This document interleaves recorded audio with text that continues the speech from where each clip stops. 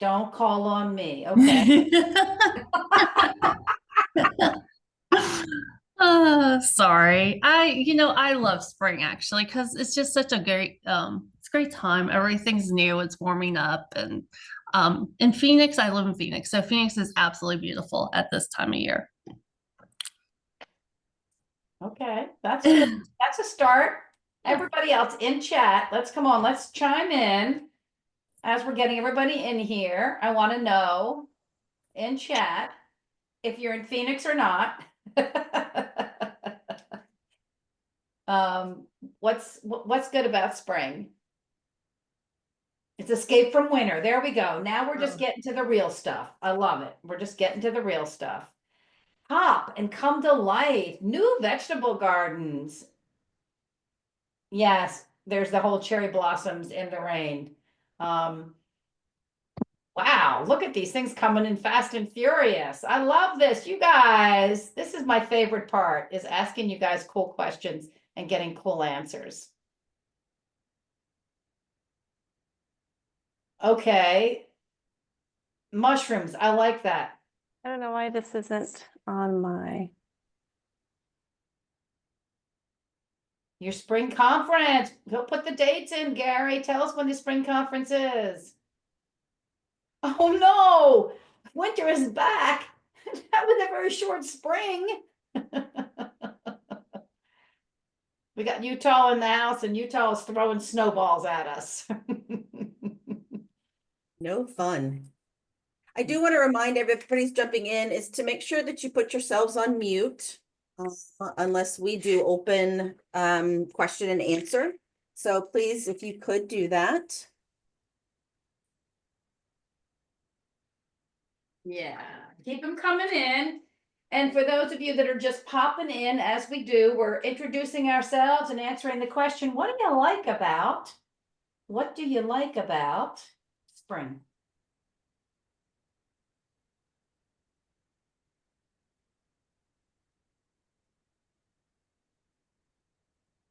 What was the question? What do you like about spring?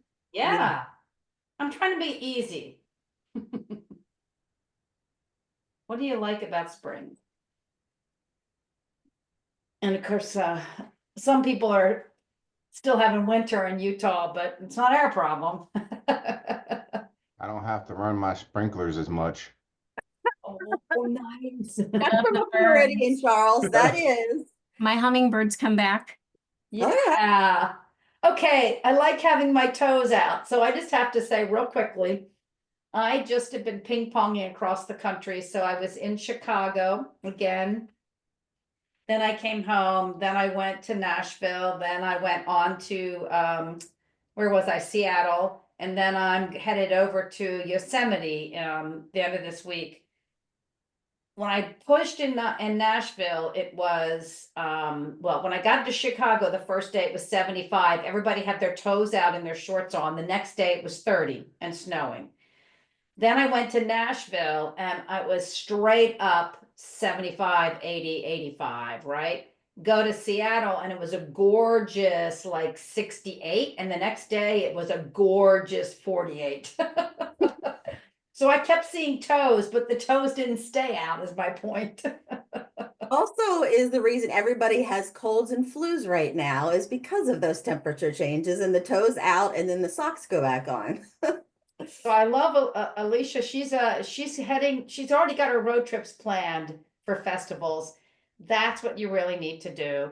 And Tanya, Southern Maryland, vitamin D, absolutely. We are having a beautiful day here. Well, I'm not in Southern Maryland, but I can fake it. All right. It looks like we got a couple more people popping in, but you all have been here and we're doing the thing that we love to do first and foremost, which is build a little community and chat with folks. I want to give you a little bit of the lay of the land, but I'm going to first share a slide deck here to get us started. We are super excited to be together today, and I'm hoping that you are excited to be here for this conversation because by popular demand, and this is the way we do it, in our Chicago meeting, we go and we say, Okay, what do you want to talk about in the next two webinars? And the two topics you all chose were this one, which is going in and talking about how do we get members engaged in the work, and then another dive on marketing and communications.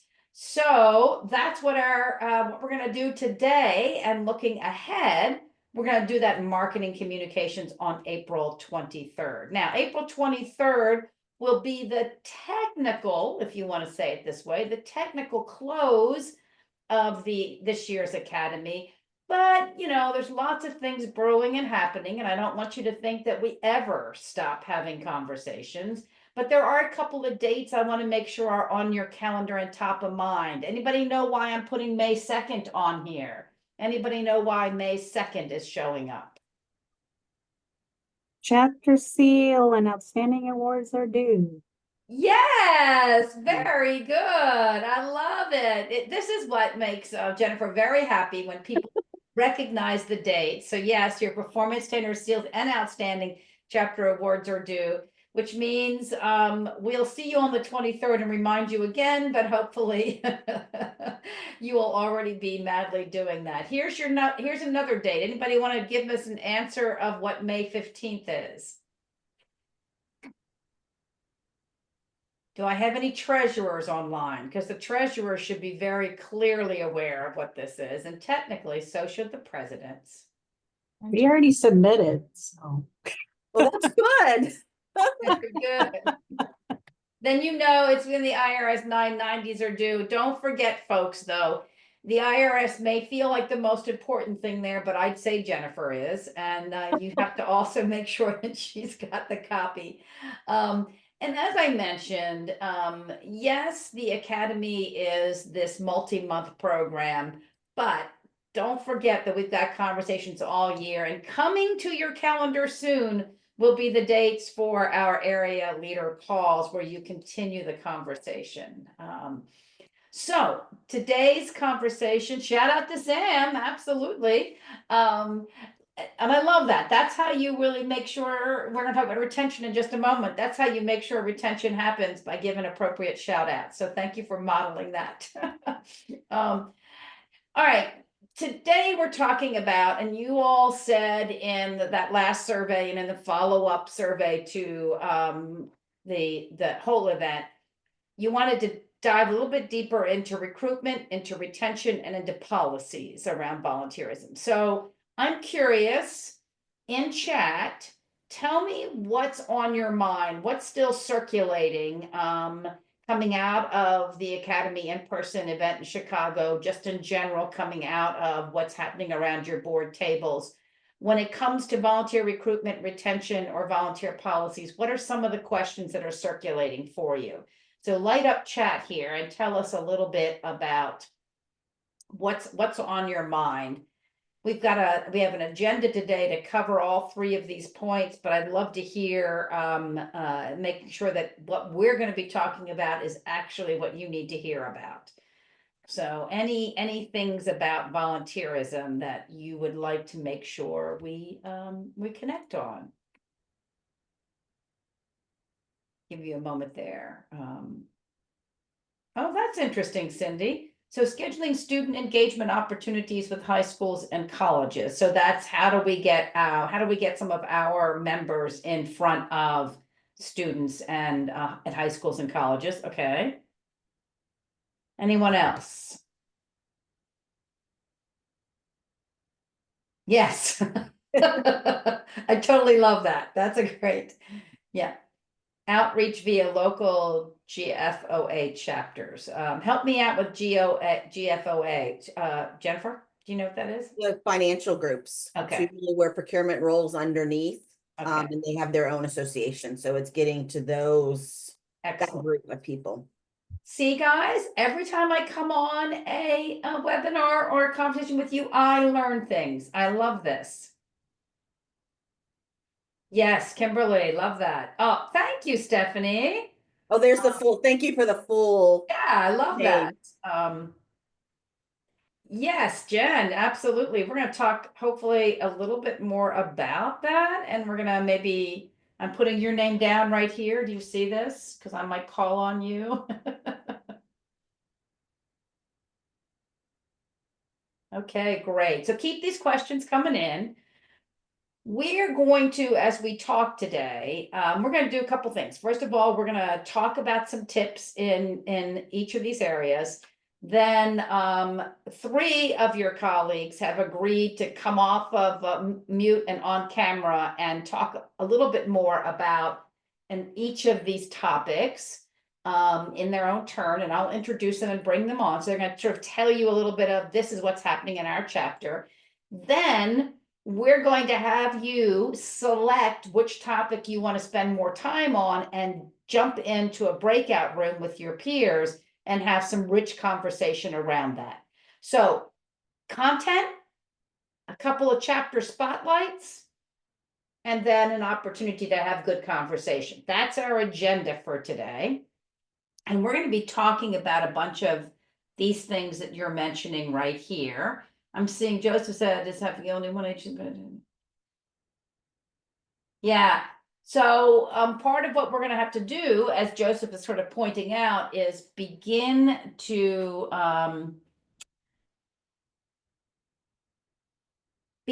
figure out how do we get somebody in if they are, say, for example, willing to speak. How do we pull them in as volunteers beyond that, right? Peggy, we also have things about generational, and volunteering and understanding what that level wants to do as far as volunteering. I think where that micro volunteering is going to play a big Yes. role into that. And we absolutely need to address that, and let's talk about that in just a moment, because there are some misconceptions about the generation, and it's going to be useful for us to visit that. I also like Okay. what Katie said, and engagement starts with getting people excited about the profession. And I Yeah. also think that's about the chapter. We've talked about that before, about if you all are not liking what you do as volunteers, I think that also is felt by your membership, and you want to elude that excitement and energy about volunteering for them to want to step up to those roles too. Yes, yes, I love that. And I do. So, and part of what I'm seeing in that statement is a question of like, so how do we make this happen? And I think this is where we have to begin to build volunteerism around the individual as opposed to around the chapter. And that means starting with the member. And we're going to talk about that in just a little bit, because we might have to create some opportunities for volunteerism that connects to something that they're passionate about in order to get them to come into the organization. So love this. So Polly did ask a question. Feel free to respond to her directly in chat. She's just asking about virtual versus in-person chapter meetings or hybrid. And there are challenges of audiovisual issues with hybrid. That is absolutely true. And so part of it is scaling it to fit whatever AV that you have. But if anybody has can help her with some specific examples or create a contact that you guys can have a conversation afterwards, please respond to Polly. All right. We're gonna point to a couple of resources as we go along. I want you to make sure that you're aware of the fact that many of these resources can be found directly on your resource center. And in fact, most of the volunteer stuff is found under the governance tabs. A couple of things we're going to show a little bit later is under the membership tab, but for the most part, under governance tab is where you're going to be able to find these resources. And if you have resources of your own, we'd love to have you share them. We're trying to build this so that in between these calls and conversations, you all can go directly here to get connected with people that can help you make a difference. Peggy, if I can make a plug at this too, guys, I've talked about the resource guide in various formats now, starting with our orientation for new officers at the beginning of the year. It's been brought up in Academy in our webinars. And these sections of the resource guide that Peggy is talking about are only as good as you are helping me populate it. I need your content, your sample policy. We're going to talk about some applications. I have a sample of those. So the more you can share as we talk about these things, send them to me and we'll make sure we get them linked up into the resource guide. Yeah, Good. I'm sorry, I thought you were talking a little bit longer and I'm responding to somebody's Oh, chat. sorry. I can't make anything else up. I just need more resources, please. Okay, what I was putting in here is, there's a typo in it and I apologize. When you're doing a hybrid, and Jennifer actually is coming to a meeting I'm throwing on Friday, in which we're gonna have a true hybrid scenario. One of the things that I have found over and over and over again is to have somebody on the virtual who is a champion or a facilitator, and have somebody in room who is a champion or a facilitator for the event, the activity, right? So in other words, you can't do it all sitting in the room. It's really valuable for you to have somebody who's taking care of the people that are online. So that's my option right there. All right. Let's dive in to the first topic, which is how do we get new members? And I'm gonna put a little light bulb down here, because I want you to focus on start with the member, not the position. And this is something a comment that I just kind of made a moment ago. It's really, really important that we understand that people don't volunteer for the association. They volunteer for the community, and they volunteer to be part of something. It's not about you all. Let me put you this. You all are the anointed masses. You care very much about the chapter. But most of the folks we're trying to reel in, they're not going to vote for, they're not going to volunteer for the chapter. They're going to volunteer for the community. And that's why we have to really honestly start with the member. What are they passionate about, and how do we connect them into the organization? When we get to the slide about micro, and this is where we're going to really highlight that if they're passionate about something, find a micro job related to that. That will bring them in. The second thing to remember in this recruitment conversation is that people don't have time. They will find time for you, but they don't have time. And so if we start with the conversation around, we have a seat on the committee or a seat on the board, you've heard me say this, people are going to say no. So we have to actually remember to start with things that are smaller asks. But in all of this, I just want to make the clear point. The most powerful thing you can do is the direct ask. The most powerful thing you can do is to call up somebody and talk. A personal email, maybe, but a personal phone call, even if it's a voicemail message followed up by an email, is way more powerful than a open call for volunteers or a mass email. Yes. So I love it. We make the registration for our conference include the next year's membership, and then reach out afterwards to engage volunteering interest. Great idea. It's also a great idea when they're registering for an event to have a little checkbox that says, hey, we've got some small lift things, love to have you involved. Are you interested? Click here and we'll reach out to you. So there's lots of ways you can embed this direct ask, but the most important thing is to think about the direct ask. So let's just say, for example, you have this idea, you have an opportunity to put somebody into a classroom for a career day. I think what we oftentimes do is we default to, okay, who on the board's available? And inevitably somebody on the board raised their hand, right? Because you're on the board. The problem is you are living in your own little world.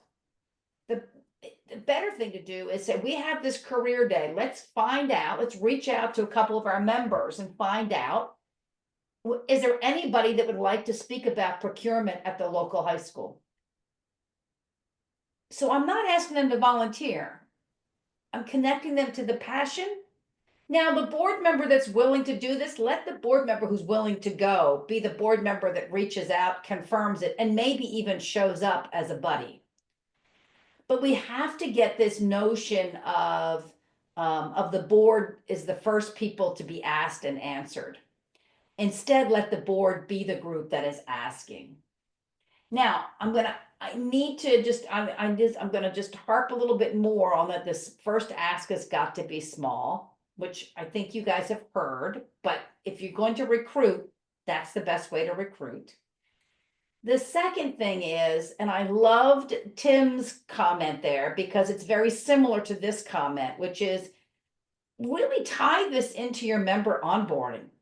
When you have a new member, or let's say a renewed member, tie it into the onboarding to ask, what's your passion? And then say, look, there's lots of things we do in the community. There's lots of things we do for the procurement community. Here are some examples of things that we're doing. Are any of these kind of connecting with your passions? If so, can I put you on the list?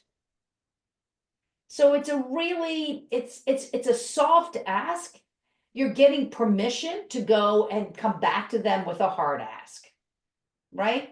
So think of where the soft ask, same thing with the membership, the registration form, that's a soft ask. Begin to integrate into your other events and activities that soft ask that gives you permission to go back for the hard ask.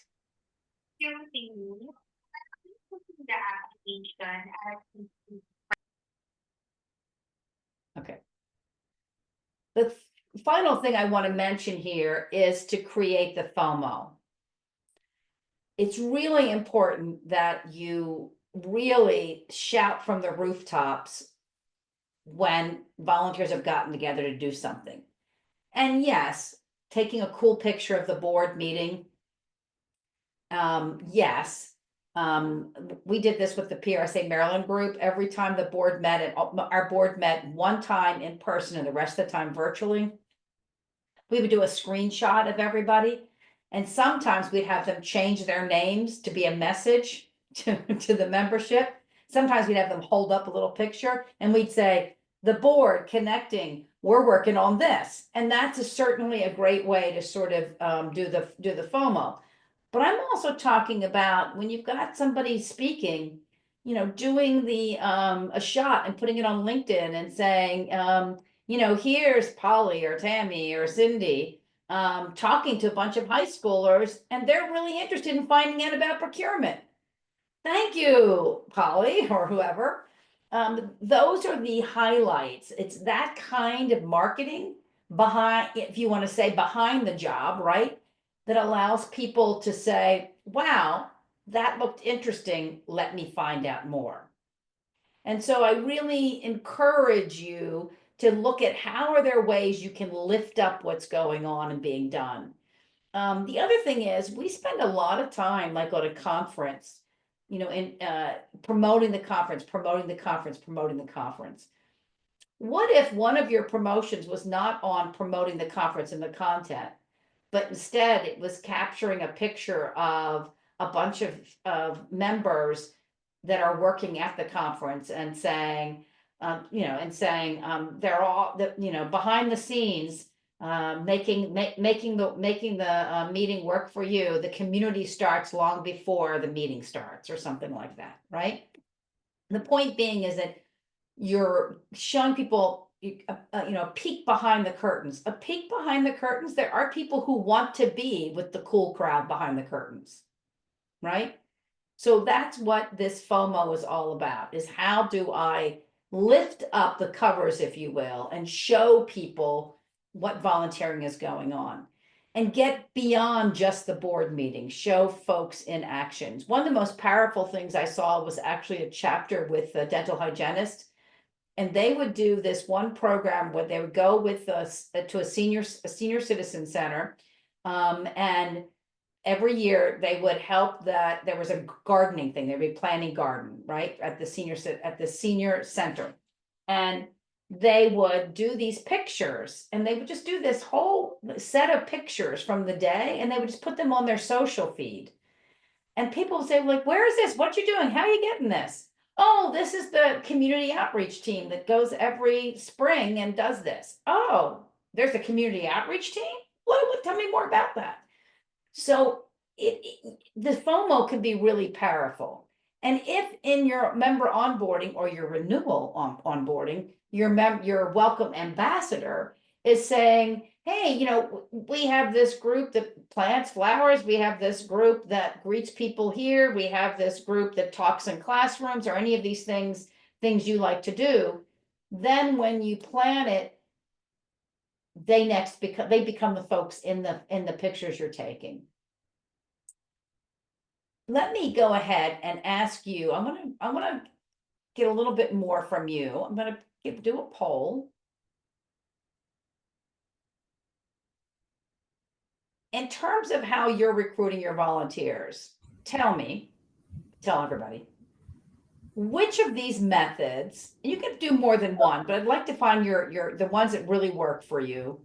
Which of these methods are working for you? And after you've weighed in, throw how that looks in your chapter into the chat. So I gave you the options of direct ask. We start with a small task. We tie recruitment into member onboarding, or we highlight current volunteers.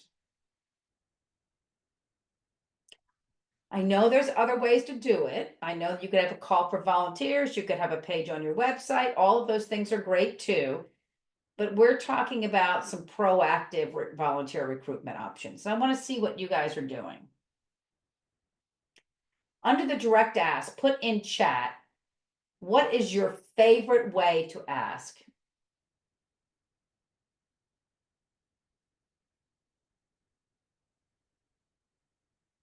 Oh, I like that. Thank you, Tim, for sharing that. One-to-one, Lisa, absolutely. Personal phone call. Cindy, that is so important. I know we don't get phone calls as much, right?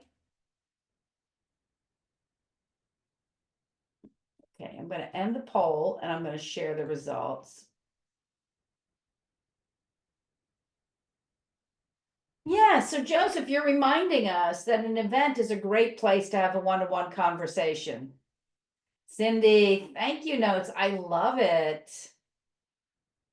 Perfect.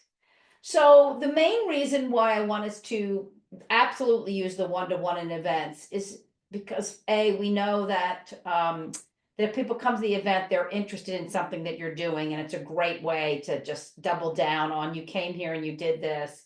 Is this event, is this topic of interest? Okay, great. I'd love to see your notes. And by the way, can we quote you on this on our website or on our e-letter or on our social channels? And then you go back to them and you say, okay, we're going to do a follow-up. Are you willing to come in on a call and plan the follow-up with us? And then when they do that, great. Are you willing to be the facilitator for the panel? You see how you've kind of reeled them in? All right, so many of you use the direct ask. I'd love to have more of you tie recruitment into member onboarding or member renewal, because that's where we're tying it exactly to their passions. All right, excellent. Let's move on. Michelle, you say make a really exciting announcement at chapter meetings. We want to know what that really exciting announcement is, don't we? Everybody tell her, yes, we do. We have lots of events. Now we have a philanthropic chair. Mhm. So she gets excited about the events and gets up and talks to everyone at the chapter meetings and sends out the email blasts of what we're doing. And just, you need a hype man. A Get hype people man. excited. I totally love it. Let's add hype man, hype woman, hype person. Hype person. Great, thank you. And then we shout them out and reward them, right? It's great. All right. Oh, I love this. A press release, which when we appoint a new chair. Okay, excellent. All right. Let's move on to this notion of retention, because several of you said, and actually it came in a combination of how do I keep them engaged? How do I get them to say yes again? How do I get them to show up? All of those elements. And the interesting thing about this is that retention begins with the yes. So let me ask you a question. when you have volunteers that are disengaged, or volunteers that don't show up, or volunteers that quit, what do you think is the main reason?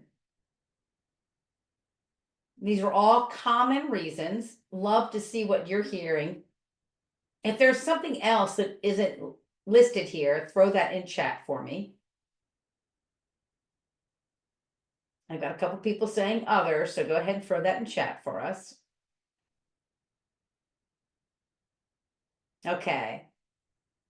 So they feel like the board is a clique, meaning a clique that they can't break into, or a clique that once they get in there, they just don't feel like their voice is heard, because it could go either way there, I think. A group that they think that they can't break into. Okay, can't break into. All right. Oh, Robin.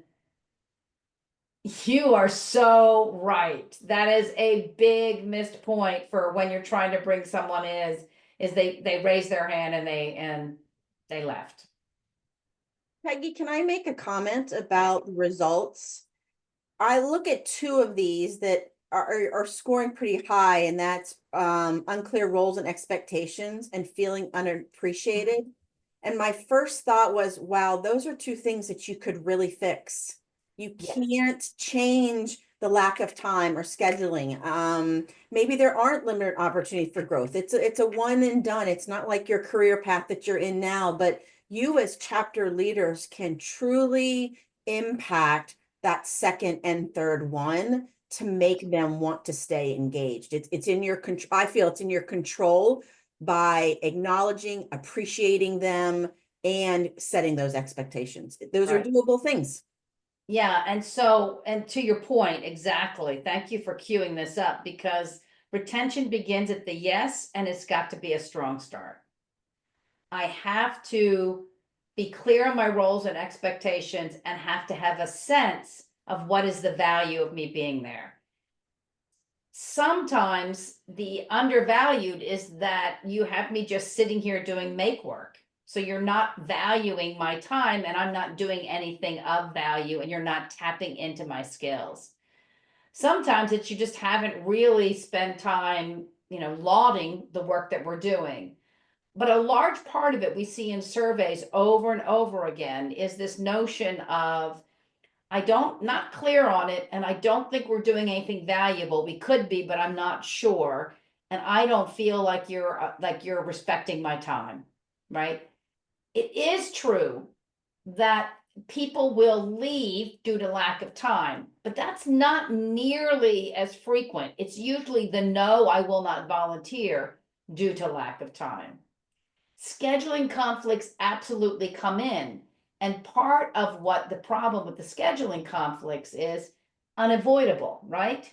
However, if you do a strong orientation and you do a strong onboarding and you train folks and then check in with them along the way, they're less likely to put you as the cancel, and to put something else as the cancel. So it's really important that there's a strong start. And I'm not just talking about for the board here. Strong orientation means I said yes, I'm placed, I get something in writing that tells me what my job is, explains the deadlines and the calendaring that I have, and it helps me understand what are the guardrails on my job. The onboarding is I get a buddy. If it's a committee or a team, or if it's a project, I get a buddy to help me know the ropes. Throughout the play, the orientation's the beginning. Onboarding is my whole journey, right? And during the onboarding, people show me the path, the way to be involved and engaged. The training is if I need skills specific, or if I'm on the board, leadership skills. And the check-ins are periodic, one-to-one. Hey, how's it going? If someone doesn't show up for a meeting, I mean, you can do an email, but I'd much rather you call them afterwards and say, hey, we missed you.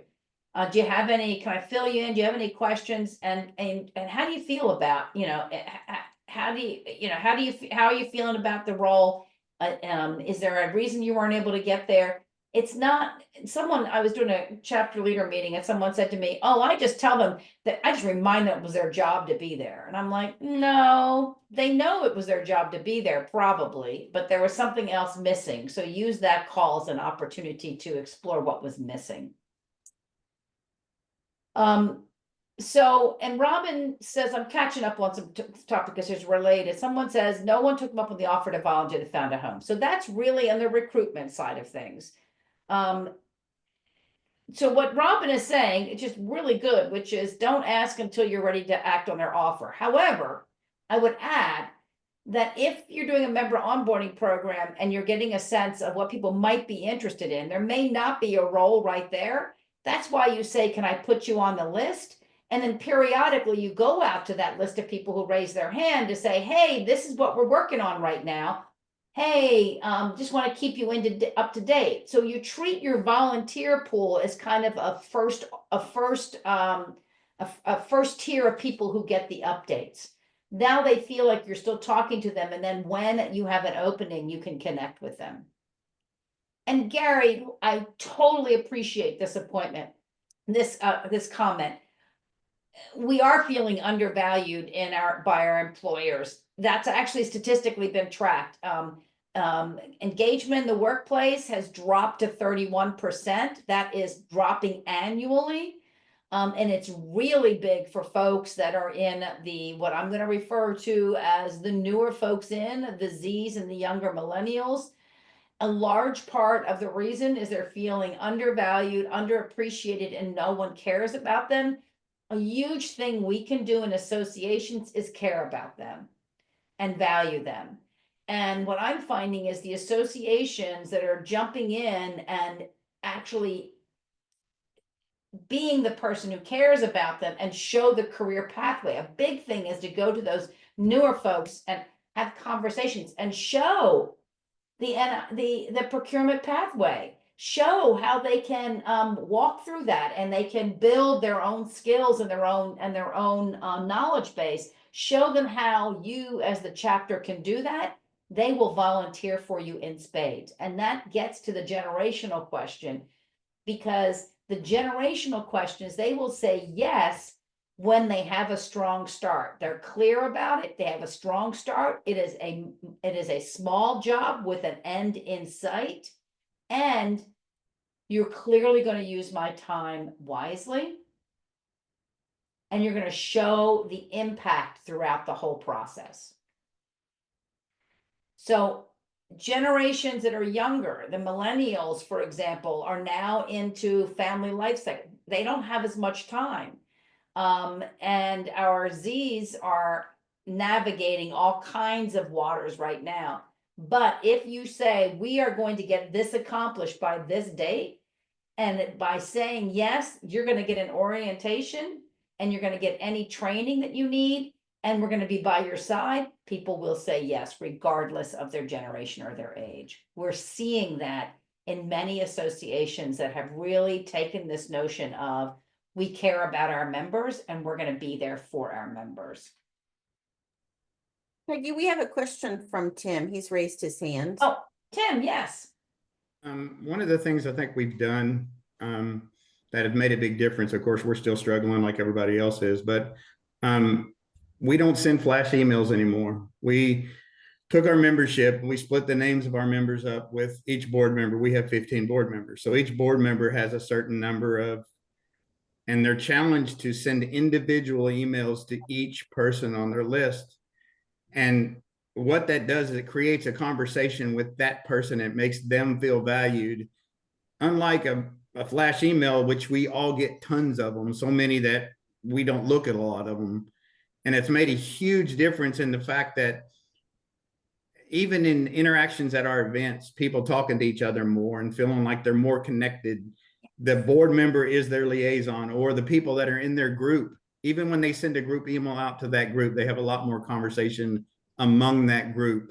And we started that 2 years ago, and it's really, really caught on. And any big announcements we have that we need to put out as an association, we do it through these individual emails. So it's just an idea that has worked well for us, although we still have many challenges. Yeah, Tim, what chapter are you with? Kentucky Public Procurement Association. Great, thank you. I just want to make sure people knew to go check. I love that on so many fronts because you've really you've shared about how we get that one-to-one. You've shared a little bit about the fact how it overcomes that the marketing morass that we're in, right? But I also was hearing like if I'm a board member and I'm responsible for this group of members, letting them be in the know, I could do lots of fun things with them. I could have like a little subset Zoom call or a coffee meetup. So you're building a community within the community. And We've when even you're- created budget lines, Peggy, that if they want to meet with their group, they can do something individually with their 15 people. And we also change it every year. So it's not the same people for the same board members every year. We change it every year. So it's just a constant. And we make sure it's not people from their association or their agencies also. So they can do lunch. And we do that with our committees also. We've started doing that. We've created another budget line for our committees where they can do lunch at a restaurant or a pizza place or something to, because everybody knows that you would rather go do something like that. It's hard to get people out of their houses when they're working from home so much. That's what we've been challenged with. So on so many fronts, I'm so glad you raised your hand because on so many fronts, this is something we can all take away and try, right? And if you've got a huge membership and you can't, you don't want to burden your board members. If you have a huge membership, then take a subset of your membership and give them to the board members, pare it down so that it works. It sounds like the 15 is a pretty good number for you all. So you have that 15 individuals on a call list, I think is what I heard. Well, we've got 15 board members. We've got about 360 members. So it works out in that neighborhood of, a lot. You don't get a lot of participation from every one of those people, and it's 20 emails you have to send out. Well, we all send out hundreds of emails, so it's not like it's a big deal. And Right. Peggy, the other thing I'd like to say, we talked in here when somebody said about why they don't volunteer in the clicks. I can imagine your board being engaged with your membership this much really changes that optic of this clicky board that I can't get in because now your board is so dispersed amongst your membership that Yes. I would think that perception really would be taken away if that was one of the things your board or your membership is battling with is to really put your board into your membership, not just let it be a closed group. my board really Yeah. likes it because it allows them to get FaceTime and their name recognition with multiple people. But on the other hand, it also makes feel people, their voice matters. What they say they're not just saying it to a group of people. And if you get in a group of 50 people aren't as likely to speak up as in a small group. So it just makes it a better. I love it. There are so many elements to this, and I think that could be a best in class, a brag flyer for next year and a submission to the chapter resource library and a submission on your annual form. Or Tim, you could do it in the procurement showcase at Forum. You could do a Yes. post on it. I see this, I see Absolutely, this in lots of so many places. places, Tim. We just voluntold you. Or as somebody told me the other day, there's a new word. Check this one out. Voluntrick you. Same concept, right? Yeah, same concept. I want to wrap this piece up by saying, and Tim's example is great. There are many ways to show appreciation. One of them is to give your volunteers, if you can, a line item that allows them to do things like take members to lunch, right? I mean, my point being is that we all think appreciation is the medal we give or the ribbon we get to wear. No, appreciation is saying, I'm doing this, I'm giving you my free time, and you're going to take one burden away from me. I don't have to pay for this, or one burden away from me. I have this to send out. I think that we underestimate the power of us simply making it easier for members to volunteer as a way to keep them volunteering, There are a couple of additional resources. I love some examples that you all have up there, so I just wanted to throw that out there. Joseph, I'm so sorry you have to jump off, but you know we are recording this, so you will get a chance. We will not be recording the conversations in the breakout rooms when we get to there, and we have to get moving to get to them. Hopefully we'll get to them, but I guess if we're all having a good conversation here, we're good. Anyway, Thanks, I'm Peggy. wandering. You guys know I wander a little bit. I like to try to make this a conversation. You don't want to listen to me the whole time. All right. Real quickly, my last piece here is to talk about micro volunteering, and then I'm going to get Latasha on, who's going to talk about, she's going to zero in on this particular micro volunteering option. So I'm just letting Latasha know that she's coming up next. She's smiling now. I love that. That's exactly right, Mark, and I appreciate that. Or Mike, excuse me. All right. People said, this micro volunteering is a great concept. We don't know what to do. We don't know how to do it. First, let me find out from you, how are you doing it? So let me launch our final poll. Do you, and now let me explain some of these because you're going to go like, what? Do you have any micro volunteering in outreach or advocacy? For example, sharing chapter events on social media, writing a short blog post, inviting friends or colleagues to attend, speaking at a career day. Event support. This is greeters, photographers, videos, cleaning up, setting up. Community. This would be anything around the idea of it could be mentoring, it could be chapter ambassadors, it could be folks that are ongoing, facilitators or moderators. It could be people who are running a social media channel for you.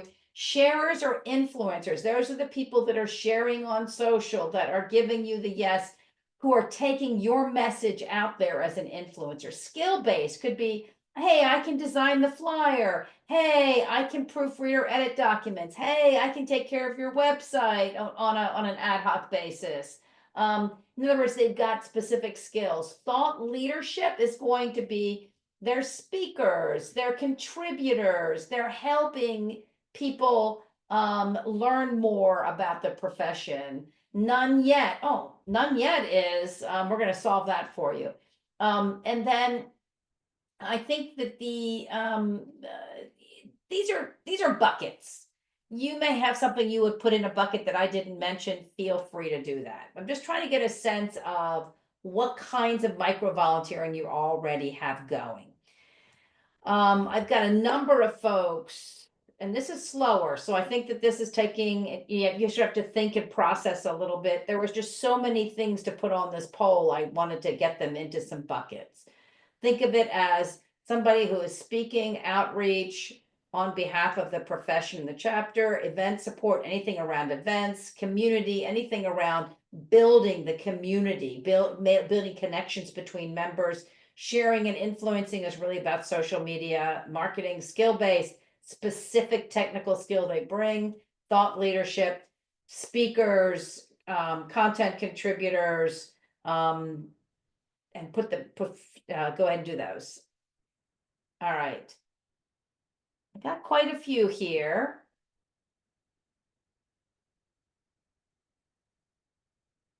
Okay. This is what we've got.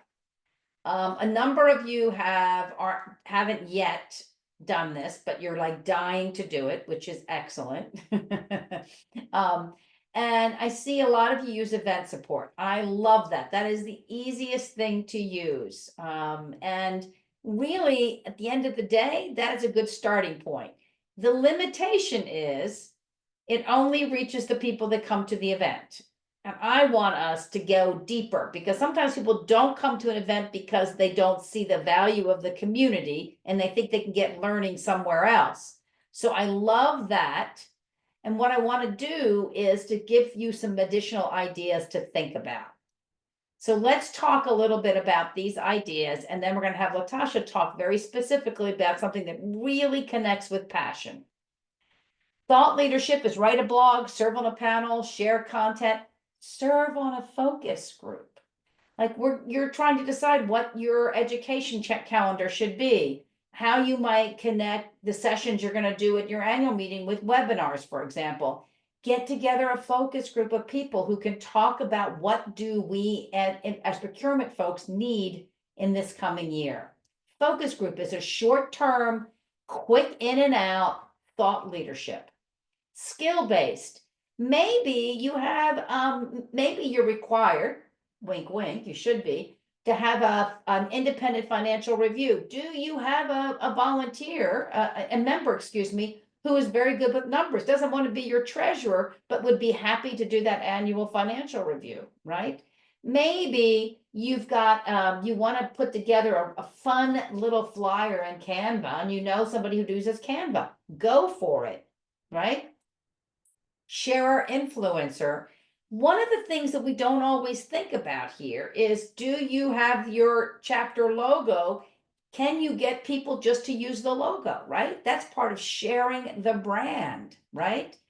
Let's talk about advocacy, because this is really important. You could be representing the profession. It could be in a classroom or a career event. It could be with a sister organization, as someone talked about.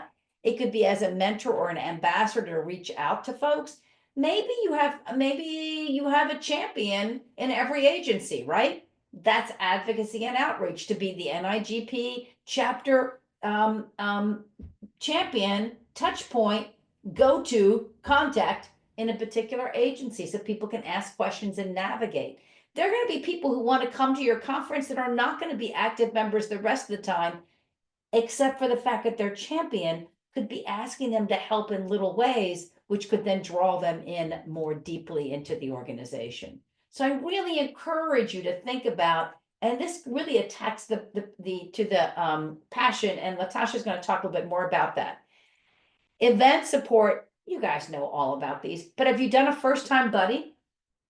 In other words, just match up somebody who comes all the time with somebody who's never come, have them meet them at the opening reception. And finally, community. This is where you have member ambassadors, people recruit new members, new member buddies. Now, again, there are some resources, but I'm super excited because Latasha is going to tell us a little bit about her program. Welcome. I'll go ahead and unmute. I'm going to put up your slide that you very nicely shared with us. Tell us a little bit about micro and action mentoring. Hey everyone, my name is Latasha Terry. I am a chapter ambassador. I oversee Area 4. I'm also president of SCAGPO, and also I serve on the NIGP Mentorship Committee. Mentorship is something I'm very passionate about, because without it, I wouldn't be where I'm at right now in my career. And I think a lot of us can say that for us. So one thing, once I joined the NIGP Mentorship Committee, I realized that NIGP offers chapters the opportunity to use their Together app. Traditionally, the way we were doing our mentorship program, it was very time-consuming process. You had to get the applications in, you had to match the mentor and mentees up and do a pairing. So I've shared with Jennifer some of our resources that was the traditional model. So you'll be able to get access to those resources later on our booklet and our application form. But now this year, well, starting last year, we moved over to the Together app with NIGP. And what that does is like Tinder on steroids for mentor and mentees. So your mentors sign up, your mentees sign up, and your mentees get to swipe left and swipe right. Now, the mentor app gives your mentees an idea of what their pairing compatibility will be. You may have 80% compatibility with a mentor or 90%, but it really puts all the legwork on your mentor and mentees. One of the benefits of doing the Together app is your lift is at the beginning. It's getting your mentors to volunteer. And one way that I was able to get mentors to volunteer, I just thought of everybody I knew in my procurement community. I sent an email and say, hey, you were recommended as someone who would be a wonderful mentor for this program. You know, I butter them up to make them think that, hey, someone recommended you to be a part of this program. In reality, I just knew who they were, but they didn't know that. So that really got a lot of mentors saying, hey, yes, I'll volunteer, Latasha, I'll do this, even though we were sending out like mass emails, but that direct ask really got people to say, yes, I will volunteer and be a part of this program. And so you're not going to have problems really getting mentees, but it's going to be getting the mentors. NIGP allows SCAGPO like 20 licenses, so we could have 20 pairings. The thing is, you're going to want a lot of mentors to be available for your mentees. So if I have 20 mentees, I'm going to want 40 mentors. So that's pretty much how the app works. And I see Peggy as solicit questions for me. So please bombard me with all your questions regarding the mentor-mentee program.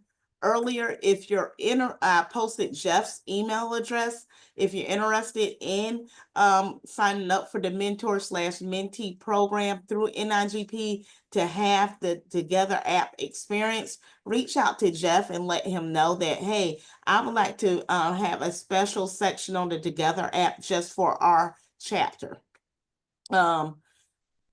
You can also use the mentor and mentee app through NIGP for free. And one thing that I encourage like our student members is, hey, you can, you don't have to be a member of NIGP to get a mentor through NIGP. Nice.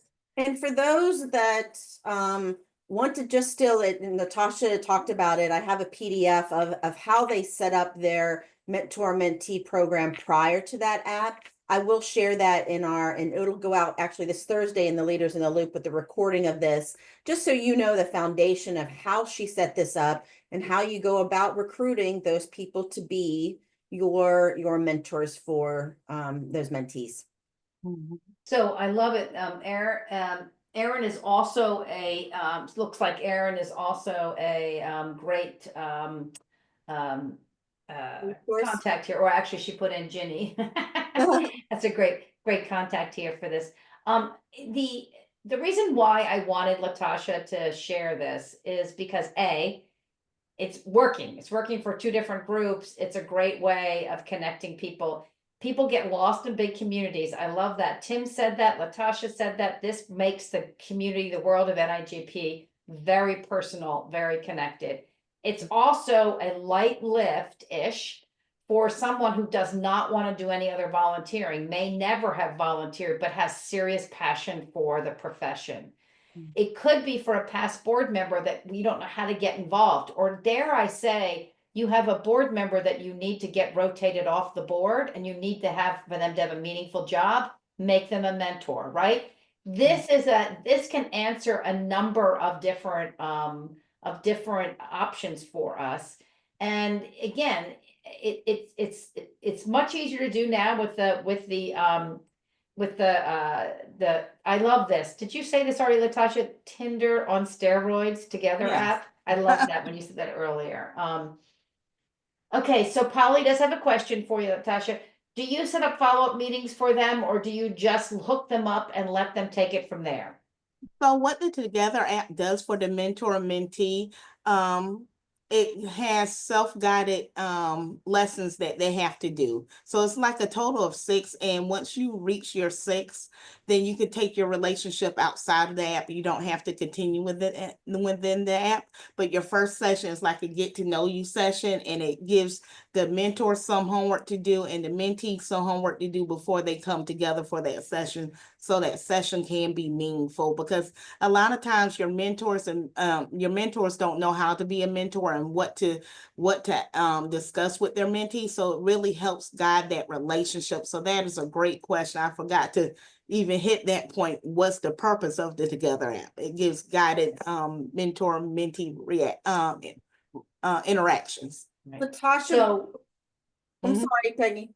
no, I was going to say real quickly. So Latasha's making a point here, folks. I want you to listen to for a moment. What do we say that volunteers feel that they need in order to be able to hang around and feel fulfilled? They need to have clarity. They need to know what the job is.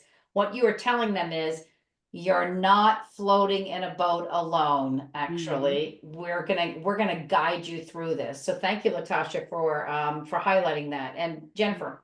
Latasha, does your PDF that you shared with me going outside of the app to Polly's question, does it itemize outside of just pairing them together and letting them go forth, or does it give them some guidelines for engagement together? Outside the app, I believe so. It may give them some guidance. What we usually do when we did it outside of the pairing, we had like a big kickoff meeting with the mentors and mentees together and just had gave them some ideas and recommendations. And then also what they used to do, they would have monthly meetings for the mentor and mentee committee, and maybe have like someone come and talk about a certain topic that month for the mentor mentees. Love it. So you really created kind of a program around here. Mhm. She wants to know, what is the cost of the Together app? And Yeah. you said you're gonna put in Jeff's information because you're gonna go through the mentoring. Mhm. So Right Polly- now it's free. I wanted you to say that. I knew you would say it. Yeah, can I put a little asterisk with that? I mean, we only have so many licenses. I do not, I mean, Jeff is willing to talk to any chapters wanting to use that and get into that program. I do not know, but I do believe you can get that Together app outside of NIGP. It's something you certainly can purchase on your own. But wanting to tie into NIGP's, Polly, I would really use that link that Latasha did up there and speak with Jeff directly. Because the more we get interest, the more that NIGP can grow that, because our goal was to not be an our mentor program and then a your mentor program. It was a combined effort, and that's really where we'd like to go with that. And I want to just put a plug in, because part of what Latasha is also sharing is this is how they used to do it, and they have a whole and she's got a guide that we're going to post, that will be posted. And I'm mentioning this because you can still do this, right? You can take it to a smaller level if you don't have opportunity for that. But in the end, this is another example of how NIGP is trying really to partner with you all to create some serious value. The other piece I want to mention is that and there it goes. I'm wandering because I had something I really important in my mind to say there, and I just like that, it boom went out my head. Nobody ever has that happen, right? I'm the only one that's ever had that happen. I guess I'm gonna suggest to you that the reason why this is so important is that much earlier someone in chat said, we got people on, how do we connect them to the passion? You connect them to the passion by connecting them to things that they care about. People care, you guys care, lots of your members care about what's happening in the profession. That's what this kind of a small job is. You have the opportunity, once you've hooked somebody in as a mentor, to have conversations with them about other ways they can support the chapter and support the profession. It is a door that opens to richer involvement. Big round of applause for Latasha. Thank you. And Peggy, can I just say one more thing? Please. And one way that I encourage people to be mentors, I say, if you got at least 5 years of experience, you have more experience than someone who just started in procurement today. So you can definitely be a mentor to someone who has just started into this field. So you don't have to have 20 years of experience to become a mentor. Excellent. Thank you. And thank you for your passion on this. I love this. All right. We want to talk a little bit about volunteer points, recruiting and retaining, and because this connects to recruiting and retaining. And I see I have a typo on my slide. I'll fix it before you get it. It's not Tampa Bay. Apologies. But we have the wonderful and incredible Kathleen to join us. She's going to tell us a little bit about how they handle this. As she's coming on, I'm going to show you that you've got the item that I'm showing you that is the spreadsheet is actually up on the resource under the members tab. And it is the opportunity for what she's showing here is that your volunteering gives you points. Correct. Different points by volunteering. So you can see this. And I actually put it, when you get to the membership tab, there's a whole list of things I highlighted. You're going to go to the Tampa Bay, and look, there's an A in Tampa, the Tampa Bay scholarship application. All right, Kathleen, bam. Thank you. Hi, everyone. So our scholarship application, it's like Peggy said, it's posted out there. So all of our members are able to download that.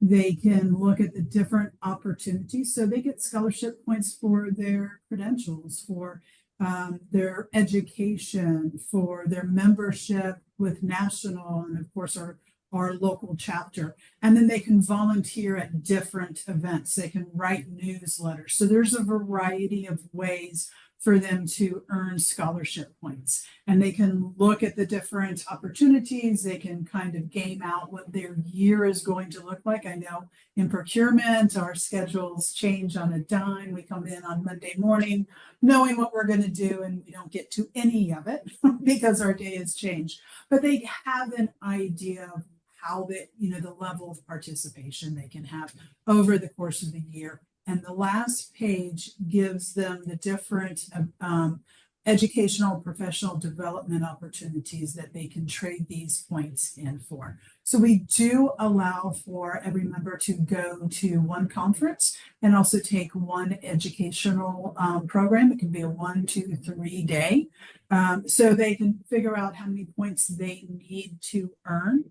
You also can get point if you're a member in good standing and you have earned at least 100 volunteer points, you can be reimbursed for your certification exam or your recertification. You don't have to use your points. You don't have to exchange them for that. You just have to have them earned. So you can get that paid for in addition to the educational course or the conference that you want to attend to. So it's really, all of our members can see how their time is valued, at least in that way. I know my department itself, we've added about $18,000 worth of education and conferences to our annual training budget. So we have more people who want to go to Forum. I'm like, our whole department could go to Forum, and our boss said no. So someone has to stay here. So we have to pick and choose actually who gets to go to Forum now, because it's almost a free ride for the majority of us, just through volunteering with our chapter. And then we're so happy about that, right? Because we've earned money, we're saving money. Our training budgets are always the smallest in public procurement. And so we're always pushing that to other members. Like, can you believe how much you can get, how much professional development you can take? The CPPB online training course through NIGP will pay for it if you just come out and volunteer at a couple events or write an article for our newsletter. Just by attending our luncheons, you get points from coming to our quarterly luncheons. And if you come to all 4, you get an additional bonus point. So we really encourage through this point system engagement by our members. I love it. There's a question in here. What is the amount per point? And I think you said that the last page of this explains it, but can you just share, what's the, how, you've got 300 points for being chair. So what's that going to be worth to me? So like for Forum registration, you have to have 200 points. So it's not even $1 to $1, right? It's like 1/5. If you were to take it dollar wise, that 200 points is 1/5 of the dollar value of Forum registration. So it's really just a fraction. I couldn't even say that it's $1 to $1 exchange. Excellent. All right. Thank you. Kathleen, have you found that it has increased your engagement from your members offering this type of, did you see an uptick in that when you created this? Yeah, so we have basically $78,000 committed this year in scholarship reimbursements through people attending Forum. In Florida, we have another association, a state association, and they have a conference. So some of our members are attending that. Then they're going to 3-day classes. So that's not even counting the certification reimbursements. So yeah, I mean, our members have really seen the value because again, most procurement departments, their training budgets are, if you have to cut back, that's the first place that gets cut back, right? So this allows everyone to get their certifications, to maintain them through professional development and continuing education. It's networking opportunities at these conferences. You learn so much. Like all the innovative things I've brought back to my departments have always been, I've always picked them up at conferences, in the seminars, networking with my peers. You always think of something just like this mentor, this together, right? So it's those opportunities are invaluable, I think, to the public procurement profession. So there are two questions in the chat. The first one, I believe, or the one I believe I can answer is, can we get this sheet? Yes, it's in the it's actually in your resource, your NIGP resource area under membership, and it's called Tampa Bay Scholarship Application, and it's going to show this. This literally, this is a I downloaded it and I took a screenshot of it. So that the full thing with all of the final page is in there. So absolutely, why we're talking, you could go up there and get it, right?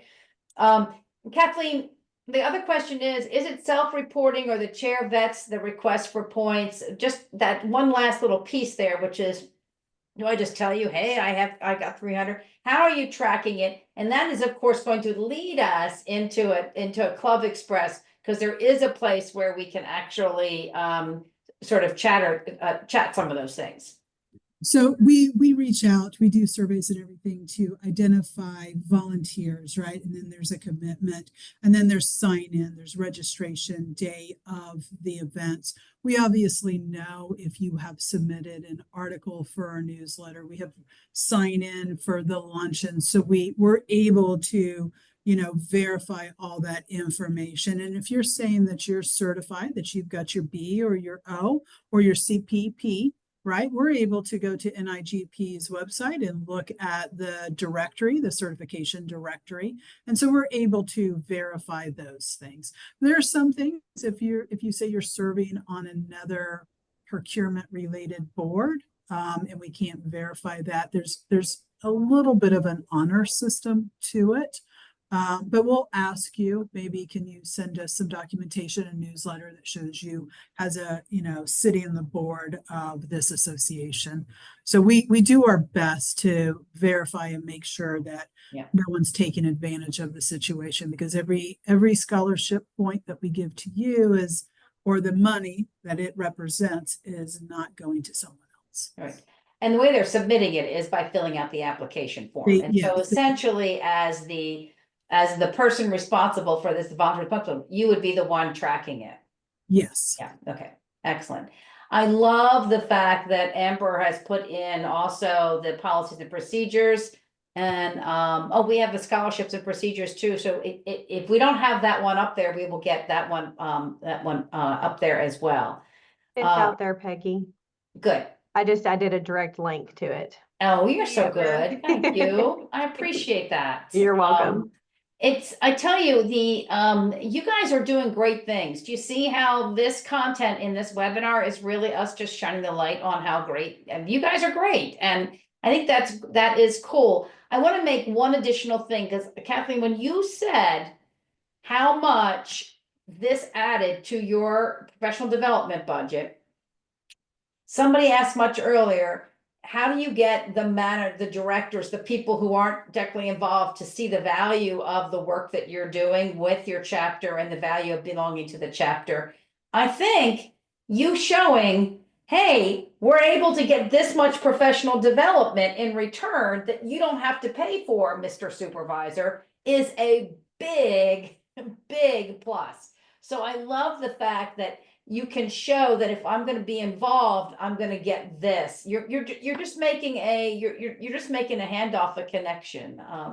So excellent. Now I love how this segues very nicely into the conversation around how do you tap tech to make this a better experience for the chapter and potentially the chapter member. And this is where we're going to bring, and people know Ginny because she was and we're continuing to really lean on her for, because she's one of the super users, but she's definitely a super user.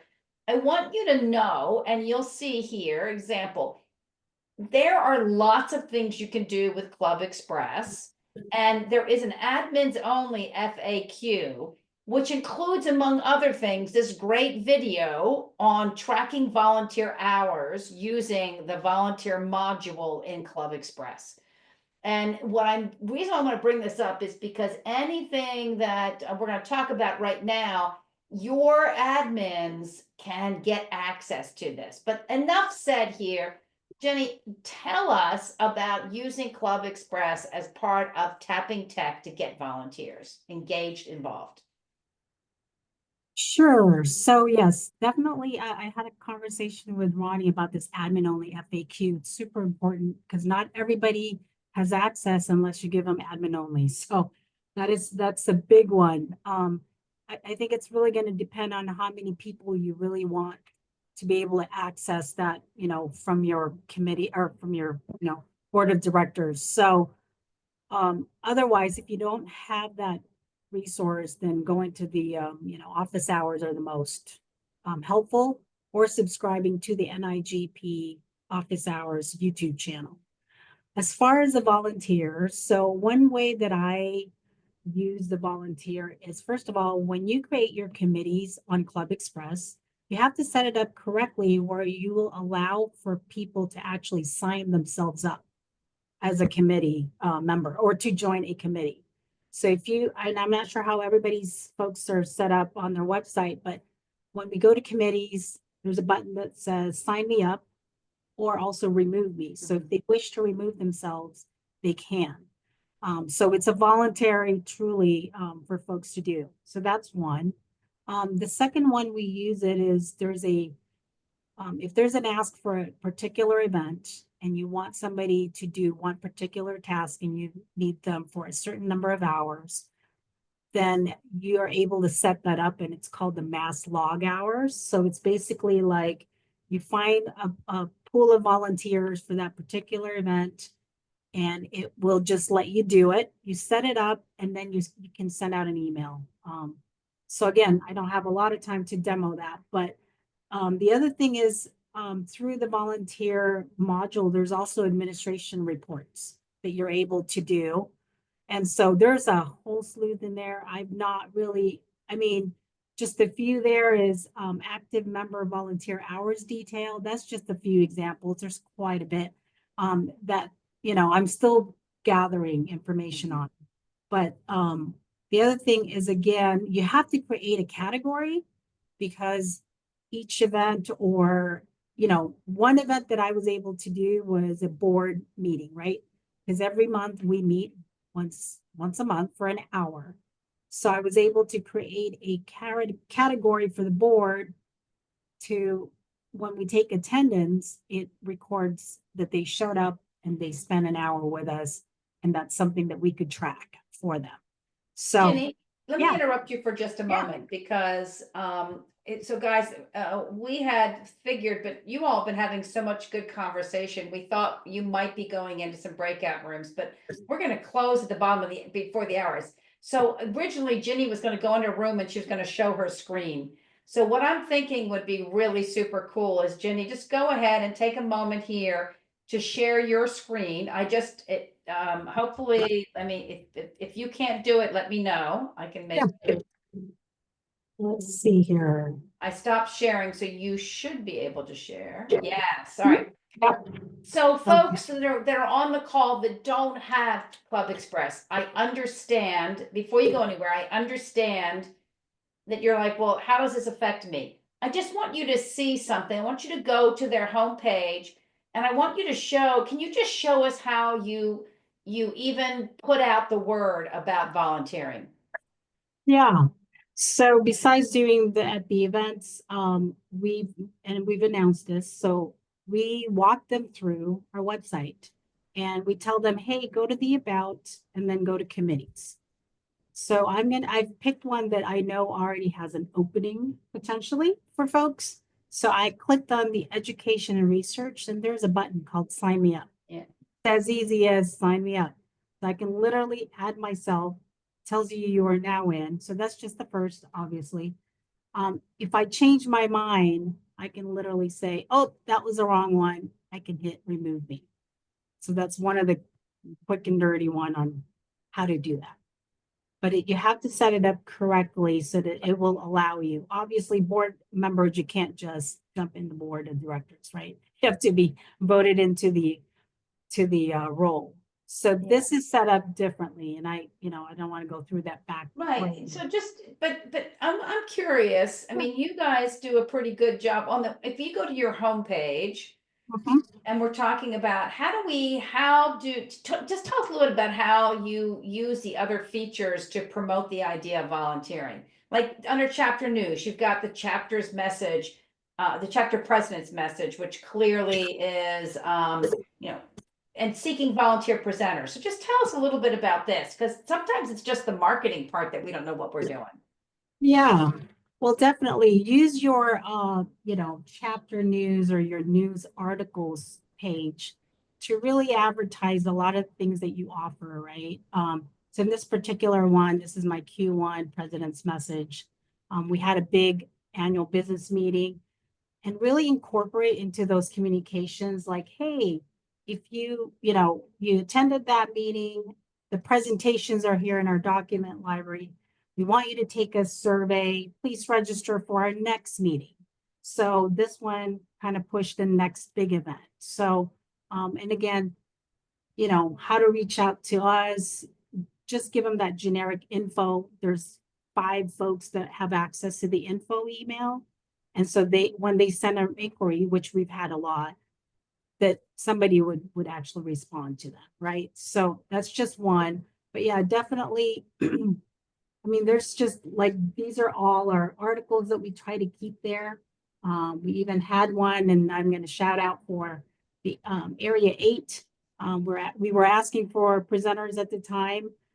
So, when you're asking for it, not just publish it here, but also send an email. So one way we do that is through this member benefits is the email communications. So we have different categories of announcements. And they just stay in here. So instead of them trying to figure out which email it came from, it's all housed in here for about 120 days. It stays here until, it drops off automatically.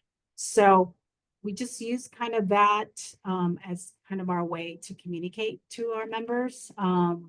So if I can sort of summarize a little bit of that, and if there's questions, folks, jump in here. What I love about this is you're allowing this to be your home base. So whether I'm a Club Express or not, I can have a home base. I'm making sure that if there are opportunities to engage, I'm putting them in lots of different places. And even when I'm putting them in, say, for an example, a mass announcement, I'm also doing an email so that you're using multi-channels, which is why you're able to get folks responding. True? Yep. We're also putting on social media. Yeah, so we're on LinkedIn, and Facebook we find that our members like Facebook, and so we definitely put it in there as well. But yeah, definitely, I think first and foremost is figure out who are your admins, because once they have access to how to use this, they can kind of self-serve. Each one, and Ronnie, kudos to Ronnie for building this. This is a lifesaver for folks that are just starting out and feeling so overwhelmed that you can actually go here and follow the instructions. I have some big plans on our scrolly menu where we're going to start to put our upcoming events there, because we found out from our recent survey that folks are like, I want to go to the website because there's something fresh and new there, not the same old same. So right. We're gonna have to come back to you with more on our next month's for sure. Communications and marketing. Yeah. But what I really wanted you all to see was that at the end of the day, the conversation that Kathleen shared is there are some really wonderful a beautiful incentive process.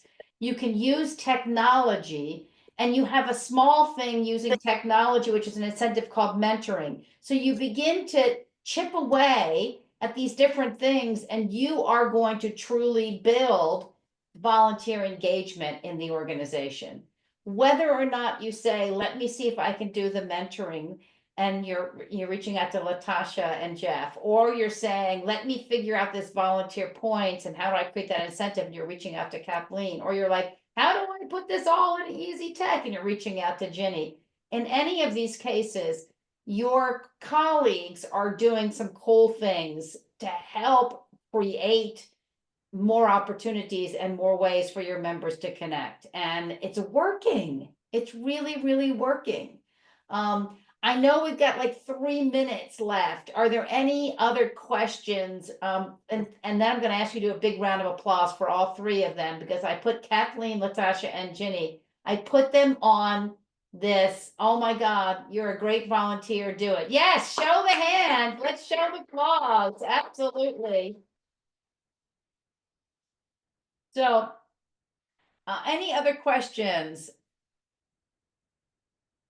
Okay, Latasha did put in there how to reach her at yahoo.com. Excellent. Erin, yes, I'm like echoing. And yes, love this community. Share. When you get off of this, share to the people who haven't yet stepped up to the board and tell them, just got off of an exciting meeting. Oh my gosh, there's a community. You're not in this alone. I mean, that alone is the power, right? To highlight it. But I want to lift all of you up for being absolutely fabulous. And Jennifer, who decided that she had to go take a break, AKA her internet took a break, is back on again. And Ken, let's take us. Where do we need to go, Jennifer? Any final words? One thing I just wanted to tie into you that you said about sharing is please utilize that Insight community for chapter leaders.